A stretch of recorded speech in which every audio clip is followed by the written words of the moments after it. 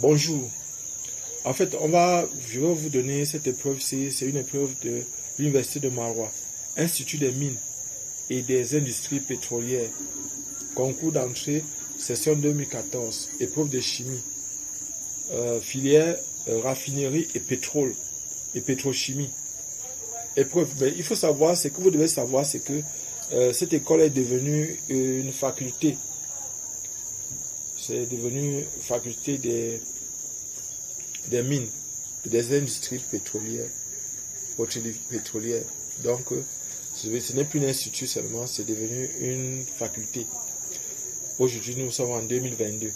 Donc, on va commencer la lecture du premier exercice. Petit 1. On dit un composé renfermant les éléments carbone, hydrogène et oxygène a pour masse molaire 88 grammes par mol. Il contient 54,5% de carbone et 9,1% d'hydrogène. Déterminer sa formule brute. Écrire les formules semi-développées des 4 isomères ne possédant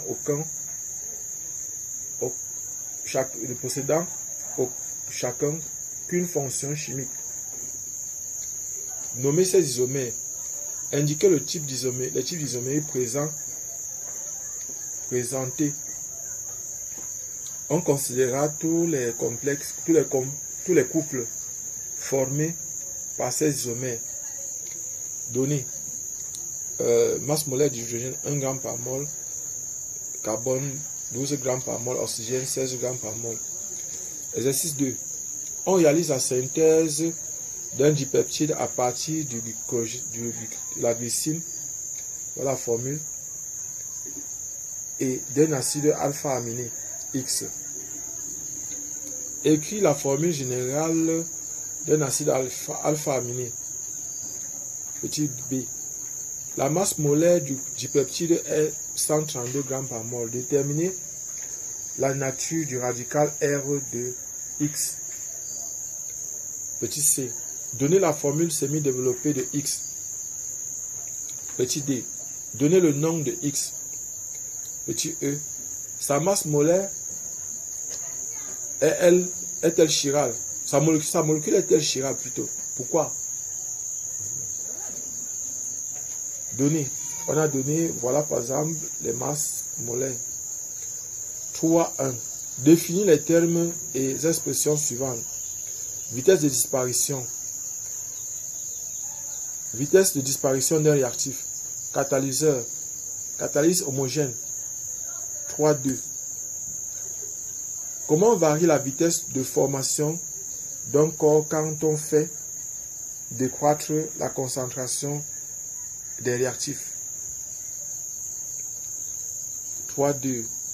À propos de la réaction d'estérification entre l'acide éthanoïque et le butane 2-ol, dire si chacune des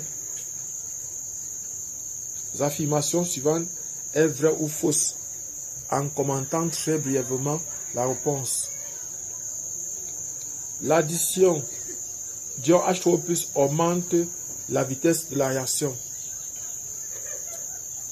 3.3.2. Une augmentation de la température modifie la composition du mélange à l'équilibre. 3.3.3. La réaction est rapide et totale si on remplace l'acide éthanoïque par le chlorure d'éthanoïl. 4.1. Laquelle des molécules suivantes est de structure trigonale plane? BCl3, NH3PH3. 4.2. 25 cm3 d'une solution d'hydroxyde de sodium de concentration inconnue a été neutralisé complètement par 6 cm3 d'une solution de H2SO4 de concentration 0,10 mol par litre. Calculez le nombre de moles se trouvant dans 25 cm3 de la solution d'hydroxyde de sodium. 4.3. On considère la réaction 4 KClO3 solide qui donne 3 KClO4 solide plus KCl solide. 4, 3, 1. Déterminer le nombre d'oxydation du chlore dans le réactif et les produits. 4, 3, 2. Donner le nom du type de réaction redox que le chlore subit. 5. Une solution aqueuse de méthylamine de concentration Cb, molaire Cb égale à 4 fois 10 puissance moins 2 mol par litre à un pH de 10,9 à 25 degrés Celsius. 5a. Écrit l'équation bilan de la réaction de la méthylamine avec l'eau. 5b. Calculer la concentration des ions hydronium et celle des ions hydroxyde. 5c. À partir des équations d'électroneutralité et de conservation de la matière, calculer la concentration des autres espèces présentes dans cette solution. 5d. En déduire le pKa du couple CH3NH3 plus bar CH3NH2. 5e. Dans 20 ml de cette solution, on verse X ml d'une solution aqueuse d'acide chlorhydrique de concentration Ca égale à 3 fois 10 puissance moins 2 mol par litre. 5e. Écrit l'équation bilan de la réaction. 5e2i. Quelle doit être la valeur de X pour obtenir une solution de pH égale à 9,2. 5e3i. Quelle est la propriété de la solution ainsi obtenue? 5f. On reprend 20 ml de la solution de méthylamine et on y ajoute de l'acide chlorhydrique de façon à obtenir l'équivalence. La solution obtenue est-elle acide, neutre ou basique? Justifié. Donc voilà, je viens de lire toutes les preuves et on va commencer par corriger l'exercice 1. On va corriger l'exercice 1. Donc voilà par exemple l'exercice que nous allons corriger. Donc on nous dit, on est ici solution. Solution. Nous allons corriger dans l'exercice 1. Donc on nous a dit ici que un composé renfermant les éléments carbone, hydrogène, oxygène a pour masse molaire, donc on a grand M égale à 88 grammes par mol.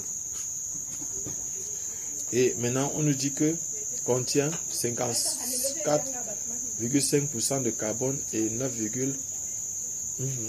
donc pourcentage de carbone égal à 54,5% et pourcentage d'hydrogène égal à 9,1%. Donc ça veut dire que pourcentage d'oxygène sera donc égal à 100 moins. On ne nous a pas demandé, mais on commence à calculer pourcentage de carbone plus pourcentage d'hydrogène. On va donc faire 100 moins 54,5 plus 9,1. Donc ça va faire ici. On a 54,5 plus 9,1 égale moins 100 égale 36,4. Ça fait 36,4. Donc ça c'est le pourcentage d'oxygène. On a demandé de déterminer la formule brute. Donc nous sommes là pour déterminer, ça va faire 1A. Formule brute. On sait que la formule brute sera de la forme X, CX, HY, OZ. Donc pourcentage de carbone est égal à 12 X fois 100 divisé par la masse molaire du composé. On tire donc X. X est donc égal à pourcentage de carbone fois la masse molaire divisé par 1200.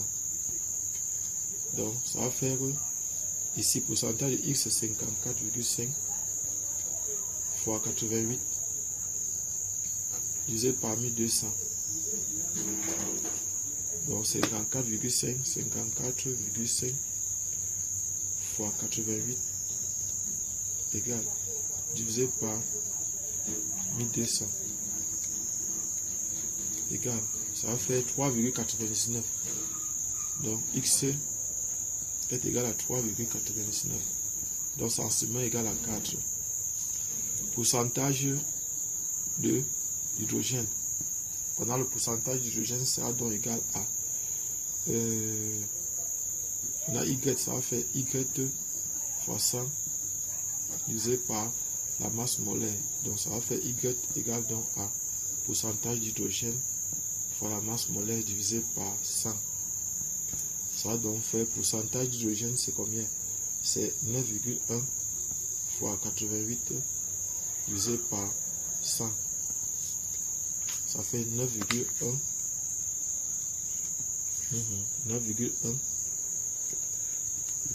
fois 88 égale divisé par 100 égale, ça va faire 8. Ça fait 8. Maintenant, pourcentage d'oxygène égale à 16 Z fois 100 divisé par la masse molaire. Donc Z est donc égal à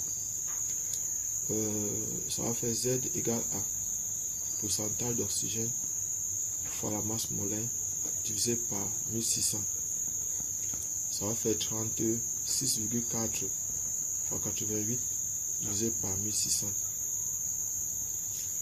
Ça va donc faire, on a ici 62, ça fait 36,4 fois 88 égale divisé par 1600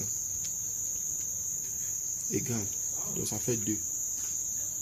Ça fait 2.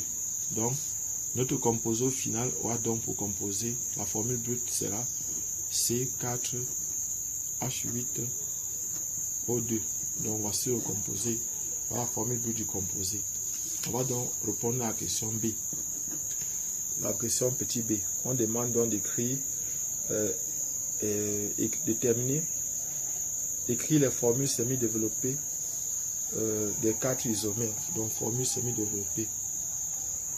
Formule semi-développée.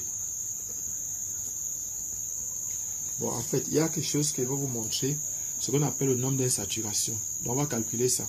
En fait, on calcule le nombre. Si j'ai un composé qui a pour formule si, on a CX, HY, OZ, NT, XU. Alors, le nombre d'insaturation,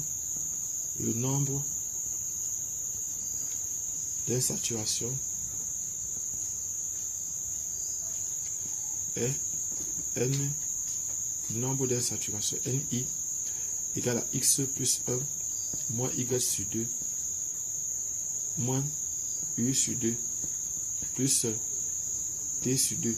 Donc voilà la formule. Ce nombre d'insaturation, c'est-à-dire le nombre d'insaturation va nous donner le nombre de double liaisons. Donc si un composé C4H8O2, le nombre d'insaturation ici, pour le composé, si ça va faire 4 plus 1, moins 8 sur 2. Ça fait une seule insaturation. Ça veut dire que le composé peut avoir une double liaison. Donc, on peut penser à la fonction ester ici, ou encore à la fonction acide carboxylique. Donc, nous allons donner les isomères qu'on connaît. Donc, je peux avoir ceci. Isomères. Les isomères qu'on peut donner, c'est CH3. Devait d'avoir donné CH2. CH2. COOH. Voilà le premier. Donc, ça, c'est un acide carboxylique ici. Le deuxième, ça peut être celui-ci. Bon, on m'a dit que possédant qu'une fonction chimique. Voilà, donc on va donner seulement les acides carboxyliques. CH3, CH. Voilà, CH3, COOH. Voilà encore l'autre. Voilà le deuxième isomère. Donc ici, par exemple, voici un isomère ici. Voici l'autre ici. On a dit écrire les formules semi-développées. Écrire les semi-développées des 4 isomères ne possédant chacun qu'une fonction chimique. Oui. Donc voilà, il y a 2. On va maintenant prendre les esters. Les esters, on aura CH3, C double liaison, O, CH2, CH3. Voilà par exemple 1. Et on peut aussi avoir ici CH3, CH2, C, double liaison, O, CH3. Donc voilà par exemple, il peut encore avoir beaucoup d'autres. On peut encore citer, il y a encore beaucoup d'esters qu'on peut avoir. Donc on a cité 2 acides carboxyliques et 2 esters. On va continuer. On demande de nommer ces isomères. Donc le premier ici. Donc non, ce petit C. Nom des isomères. Ça va faire CH3, CH2, CH2, COOH. Ça, c'est l'acide butanoïque. Acide N-butanoïque. Parce que c'est linéaire. Butanoïque. Maintenant, le deuxième, c'est CH3. CH3. COH. Ça, c'est l'acide. Acide 2-méthyl. Donc, on va dire 1, 2, 3. On commence sur par l'acide carboxylique. 1, 2, 3, acide 2-méthyl propanoïque. Donc voilà le deuxième, acide 2-méthyl propanoïque. Maintenant, on va nommer les esters. On a CH3, CH2, CH3, CH, donc C. Bon, on va mettre ça comme ça, CH3, C, double liaison, O, CH2, CH3. Ça c'est éthanoate d'éthyle. Éthanoate d'éthyle. Éthanoate d'éthyle. Maintenant on peut aussi avoir CH3, CH2, C double liaison, O. Maintenant CH3. Ça c'est le propanoate de méthyle. Petit d maintenant. Petit d. Indiquer les types d'isomérie présentés. On considérera tous les couples formés par ces isomères. Tous les couples formés par ces isomères. Oui. Dans le type d'isomérie ici, n'est-ce pas? On va dire par exemple ici, entre les deux ci. Donc, ici, dans le type d'isomérie,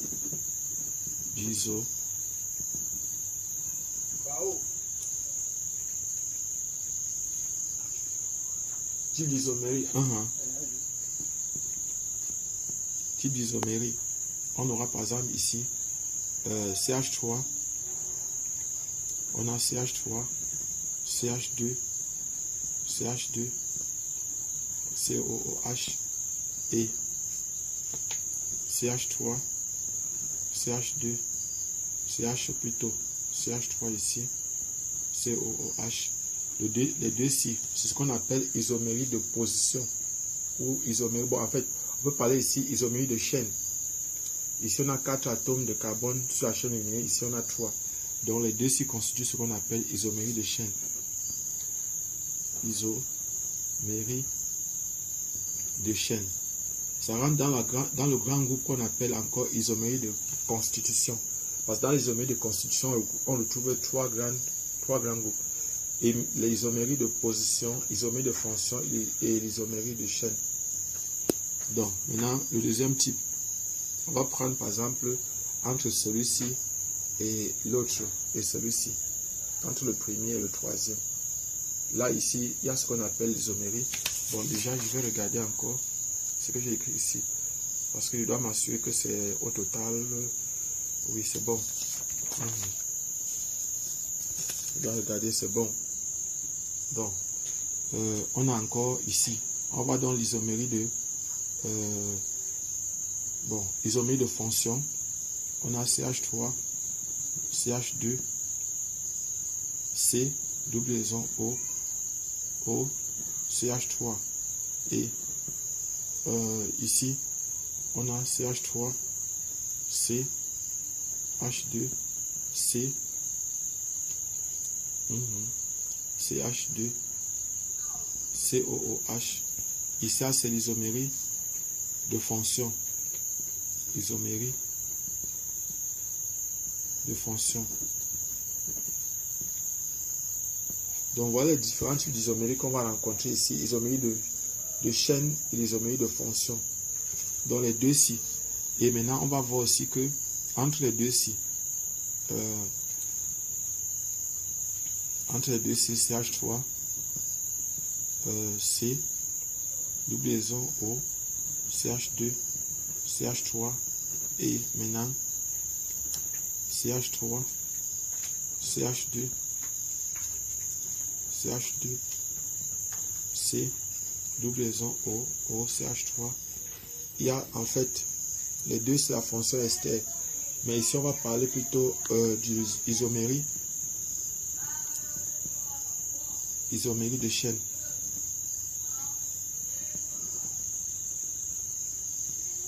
Isomérie de chaîne entre les deux-ci. Donc voilà, par exemple, si vous aimez la vidéo, abonnez-vous et partagez-la. Donc c'était une épreuve. Nous allons corriger aussi les autres exercices d'autres jours. Merci. Je suis Job Kamden du groupe de répétition Nabla à Yaoundé au Cameroun. Merci.